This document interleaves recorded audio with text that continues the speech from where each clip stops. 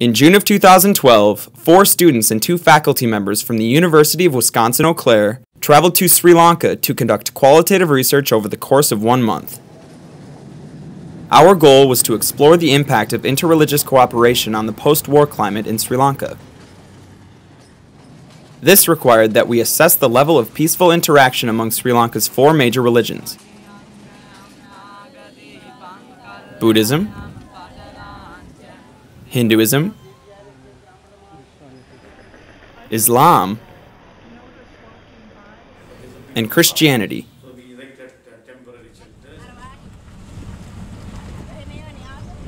To do this, we spent time in rural villages, spoke with several religious leaders and human rights workers, and even attended a National Peace Council Interreligious Conference, in which religious leaders from 12 Sri Lankan districts reported on the progress of social issues pressing women and children within the country. This is our story.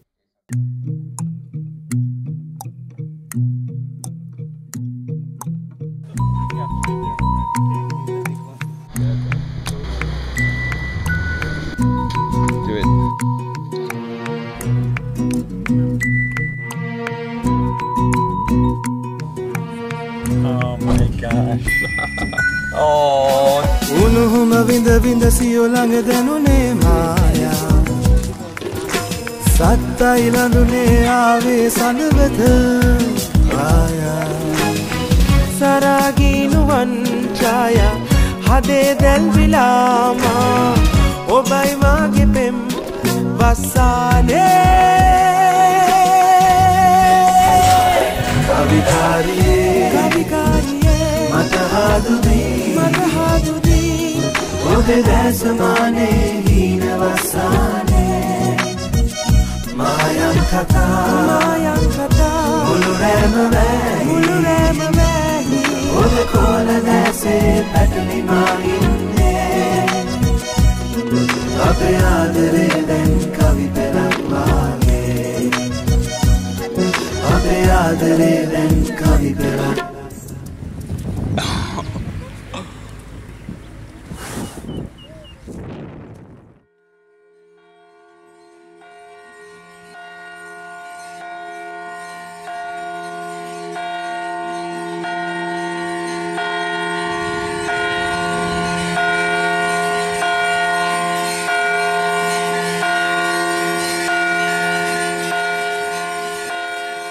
According to a 2008 Gallup poll, Sri Lanka is the 3rd most religious country on the planet.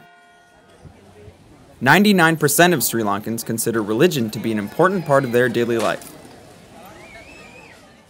Signs of a strong religious culture can be seen almost everywhere you look in Sri Lanka. From the temples and shrines that litter the countryside, to the religious iconography present in the most urban cities, to outsiders like Americans, the role of religion in everyday life in Sri Lanka can be surprising. You would be hard-pressed to find someone in Sri Lanka that does not associate with one or more religions. Most have a deep devotion to one of the 4 major religions that exist within the country. As of 2011, about 70% of Sri Lankans practice Theravada Buddhism. Stupas, or Buddhist temples, can be seen anywhere you look in the country. Buddhist iconography is also very popular, and it is not uncommon to see the unmistakable robes of a Buddhist monk on the streets of busy cities. Hinduism is practiced by 16% of the country.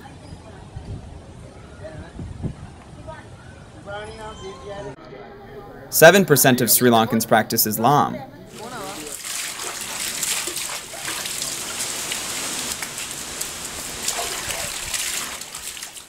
And another 7% practice Christianity.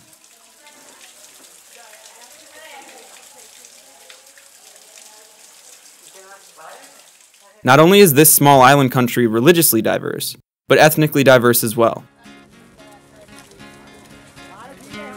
In Sri Lanka, the line between religion and ethnicity is sometimes hard to see. Hello? Hello? Ethnic and religious identities run together in such a way that it's often difficult to tell them apart. For example, almost all of those who practice Hinduism in Sri Lanka are Tamil. Those who practice Christianity may be either Sinhalese or Tamil. Those who practice Islam consider themselves Muslim, an altogether separate Sri Lankan ethnicity. And while those who practice Buddhism are almost exclusively Sinhalese, a small population of Tamil Buddhists does exist. To study human interaction in Sri Lanka is to dissect many complex layers of cultural identity, and keeping these all in place is truly a daunting task.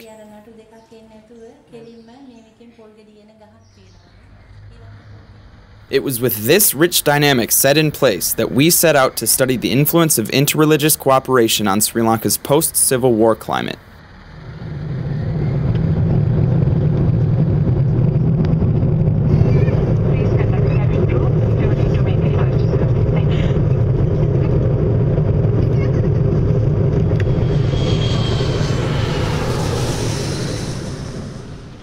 When we first arrived in Sri Lanka, we didn't really have a lot of time to adjust to our new environment.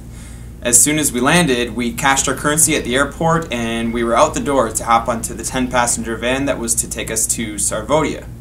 Now, Sarvodaya is a national organization in Sri Lanka that works with small villages and helps them to become strong, financially independent communities. And part of this entails utilizing interfaith work and interfaith education. But they were also the organization that housed us throughout the duration of our stay. As soon as we were out the door, the humidity and the heat of Sri Lanka hit us like a brick wall, and it didn't take us long to realize that traffic in Sri Lanka is a lot different than traffic in America.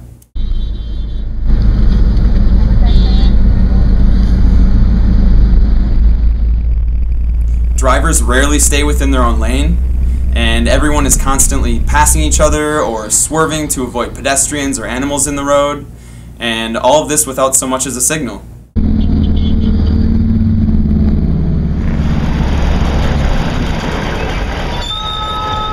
Drivers in Sri Lanka primarily communicate with each other using their horns instead of their blinkers, which is something that we weren't quite used to. Oh God. Oh God.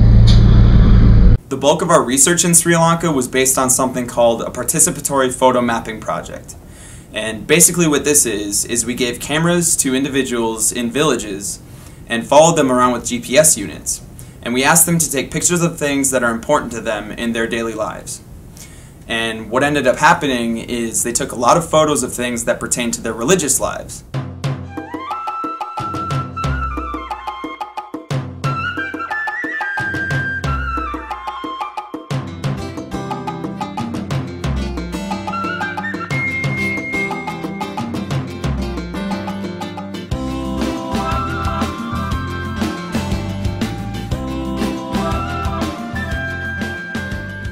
So we took these images and we laid them on top of GPS tracks. And what we created was a visual representation of each individual's religious life as it pertained to the geography of the village.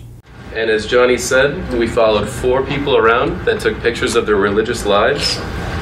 And while we did that, we followed them around with GPS units, and we actually mapped out where they took us. So while this doesn't look like much right now, when we zoom in, we can see exactly where we went in their small village. So right in Godetale, we came across a prominent family who had a string hopper factory, which they made kind of to-go meals for people at work and things like that. And while they lived in an entirely Buddhist community, they hired people of all different faiths, as long as they were willing to work hard. That being said, they didn't actually seek out people of different faiths to work there, but they had no problem in doing so if they would work hard for them. Can I ask you questions about why you took these pictures?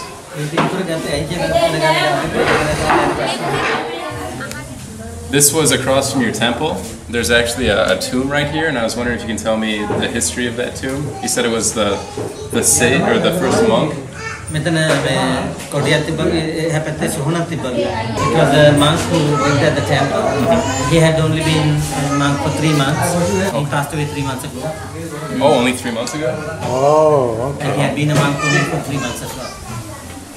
And he had been doing service for the village. For this one, I was just curious about what happens with the fruit that doesn't get sold. Does it get donated to somewhere or shared or? When apple විකුණන කොට විකිනෙන්නේ නැති ටිකට මොකද කරන්නේ කියලා? විකිනෙන්නේ නැතුව හරින්නේ නැහැ නේ. පොඩි ගෙඩි හිටන් ගන්න. In this area, it doesn't normally go unsold. Even a small one gets sold. In our interviews with the villagers, we were trying to find examples of shared public service work that was religiously inspired. And so we were asking a lot of questions that had to do with shared public resources like dams or pumps that brought water to the village or fruits or herds of cattle and so forth. And the tricky part of this ended up being asking these questions in such a way that wouldn't lead the villager into artificially giving us the types of answers that we were looking for.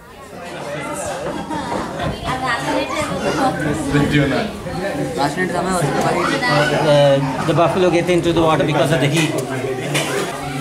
I was wondering who actually owns the herd? Is it a community herd?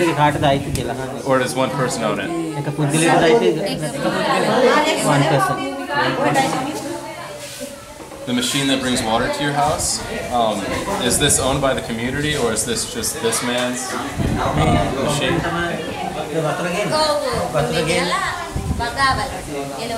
Can anyone use it? Make IT card it's owned by one person. Does he charge you like to bring water to your house?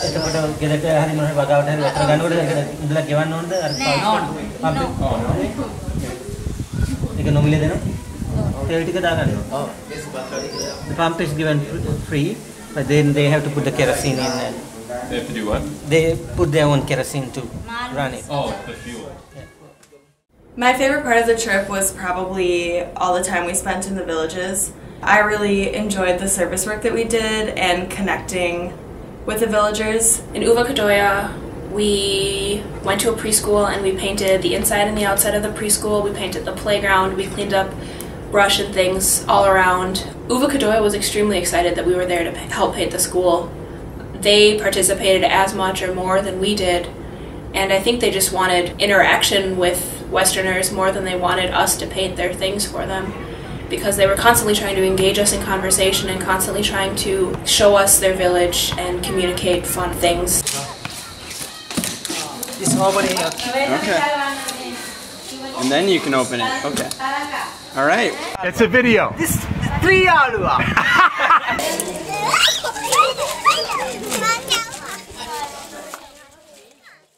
When we arrived to the second village, we had been traveling for quite a few hours in the van, so we were really happy to get there and get out of the van. But when we got there, we had to sit and wait because they had this huge welcome plan for us and they weren't ready yet.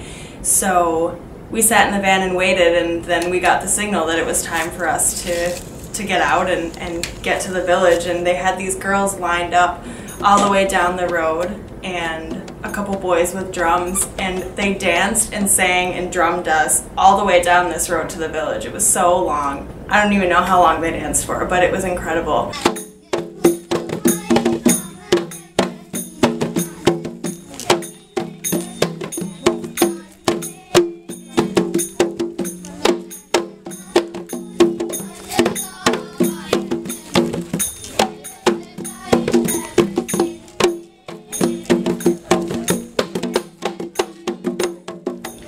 One of the general impressions I had of Sri Lankans is that they are really good at welcoming visitors to their village or to their home or to their place of business. Both of our villages greeted us with flowers and necklaces of flowers and gifts and presents, and I couldn't believe how welcomed I felt to their village and how willing I was to interact with them after the welcome, because before I had been extremely nervous, wondering how they would treat me and how they would take to Westerners, and after the welcoming I just knew that these people really wanted us to be there.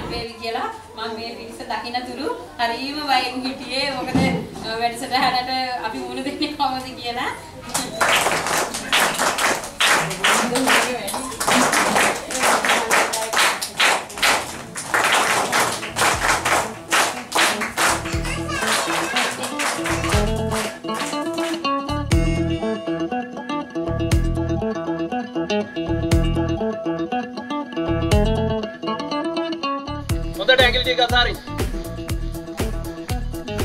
Hurry. 1, 2. Tunai kira apa ni apudi kan? 180. Hai, apa tu nak tulang? Dekai, dekai.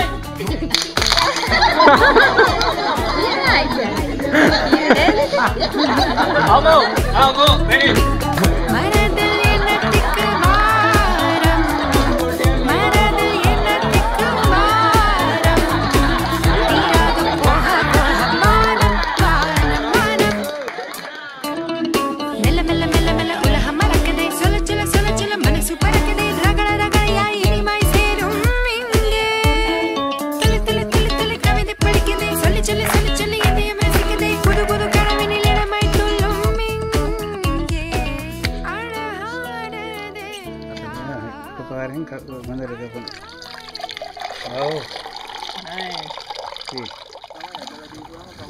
Just that kind of community and support and togetherness that they have is very desirable, and it was really hard to leave that village. There were definitely a lot of tears when we left.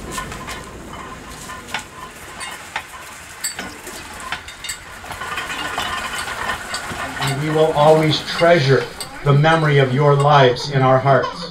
මහා ධන සම්පත්තියක් අපට ලබා දෙන ආකාරයෙන් ඔබලා මේ tag දෙන්න ලැබූ tag පිළිහිමින් I want to thank you especially for your beautiful faces and smiles and your laughter that has made us laugh and that has made us happy. ඔබලාගේ සන්තෝෂවත් මොහොත හිනා In addition to the participatory photo mapping project, we also interviewed many people over the course of the 30 days we spent in Sri Lanka.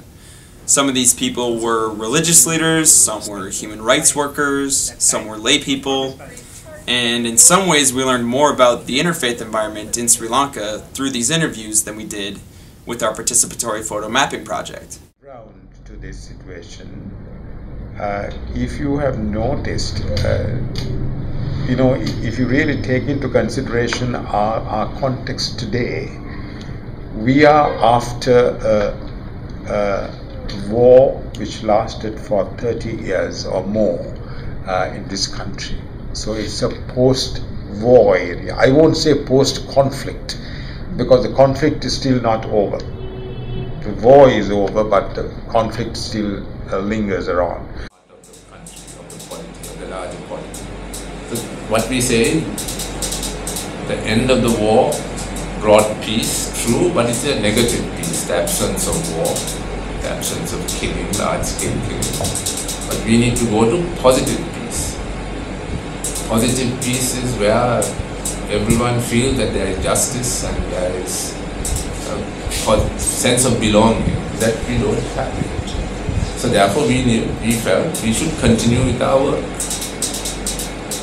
And one way to continue with our work was to do it through the religious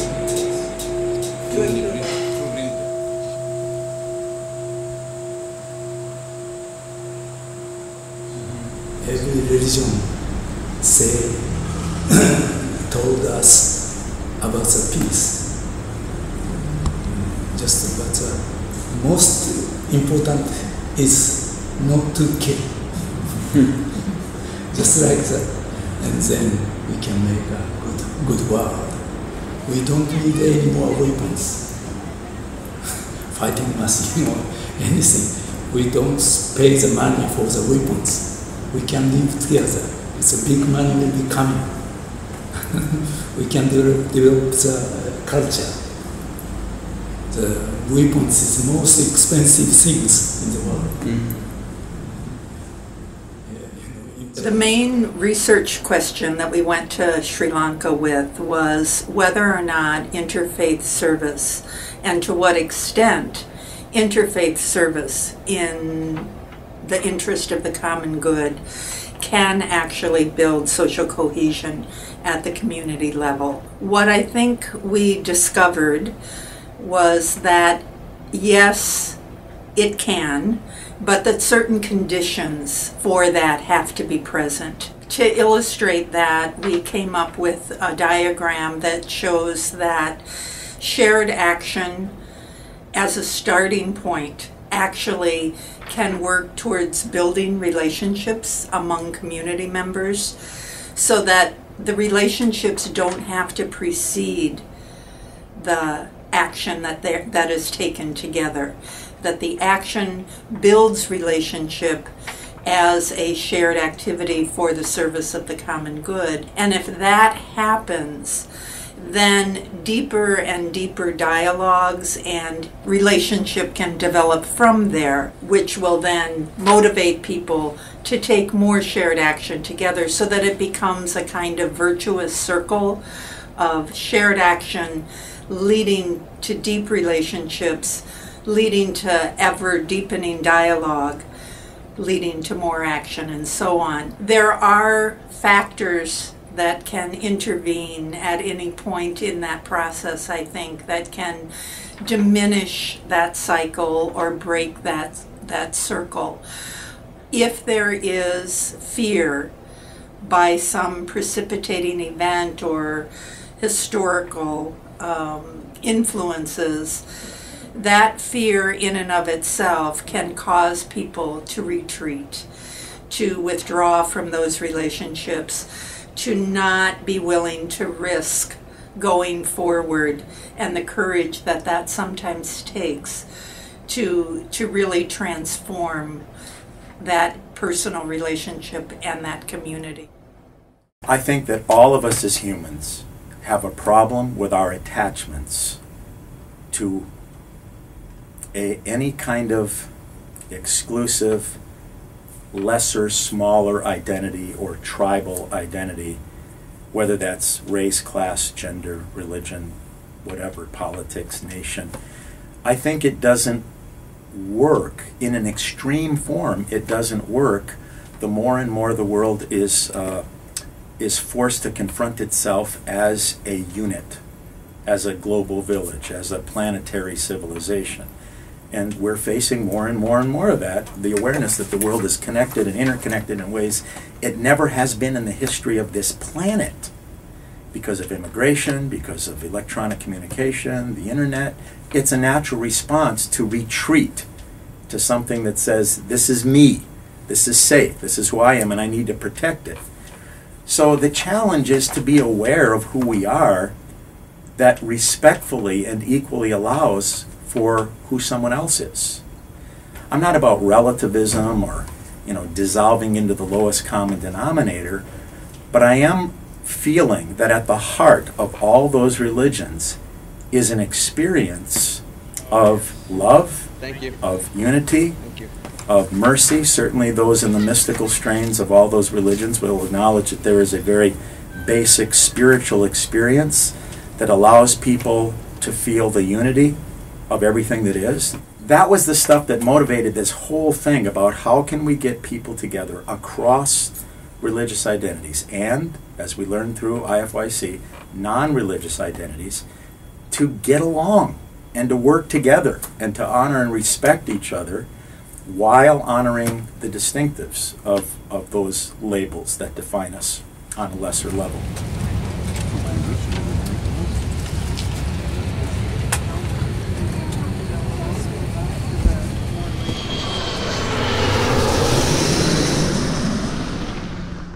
Please welcome Ricky Fernando.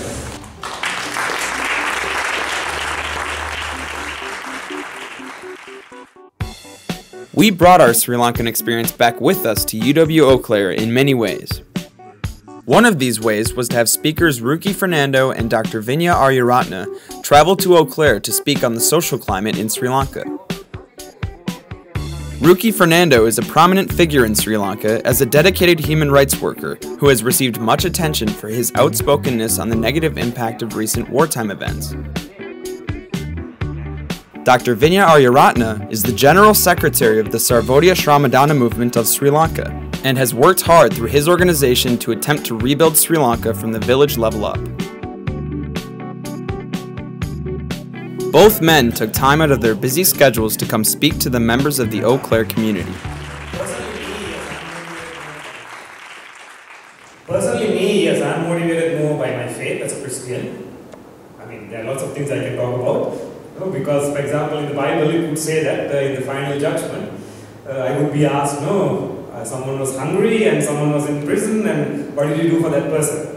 No, this is not according to me, this is according to the Bible. No? I'm not going to be asked, how many times you went to church, did you miss any services, how many rosaries you prayed, did you pray every night and every morning? No? So that's not a criteria. The question is not whether how many Christian prisoners you met and how many Sinhalese prisoners or hungry people you met. No, it's how many hungry people, persons, or how many prisoners. So I think that's In addition to bringing Sri Lankan speakers to UW-Eau Claire's campus, we also shared our story with the eager students at Altoona Middle School, who showed great interest and asked many thoughtful questions. Our story even made it so far as to be featured in the Blanchardville newspaper, featuring Marcia Hermanson as student researcher.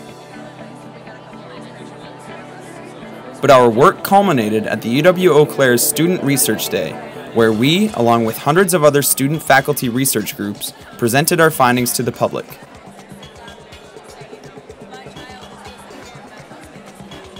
It is our hope that the work we have done will pave the way for more students, faculty, and staff from the University of Wisconsin-Eau Claire to take part in the endless research and service opportunities that Sri Lanka has to offer.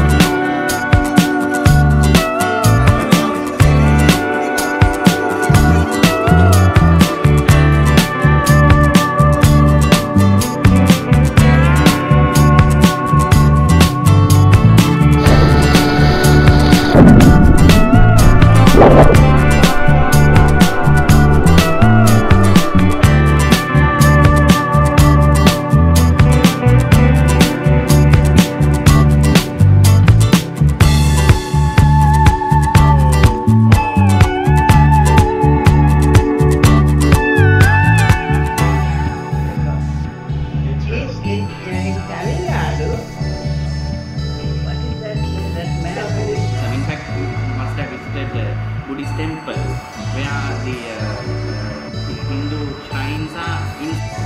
But now things have changed and the village is very different and things have progressed a lot.